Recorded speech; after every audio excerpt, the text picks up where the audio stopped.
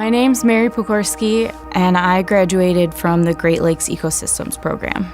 The teachers were great. I liked that they had a lot of adjunct faculty that worked for outside agencies. Like, I had 2 professors that were primarily working at the Army Corps of Engineers.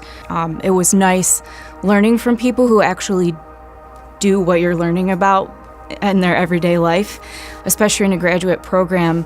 It's not a typical teacher-student relationship. It's more of a mentor-mentee. You're treated a lot more as a peer by them because you're working alongside them a lot of the time. So it's like a working professional relationship, and it's nice. And everyone was so helpful and so brilliant, and everybody knew their stuff, and it was a breeze, honestly. The Great Lakes are so important, and I think people overlook the importance of that ecosystem.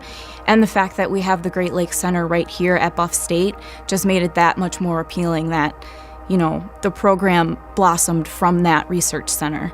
For me, I wasn't totally sure what I'd, want to focus on when I got here. And then when I saw all that they offered and figured out that I could, go one way or another, it helped a lot, and it helped me hone in on my own interests professionally and academically.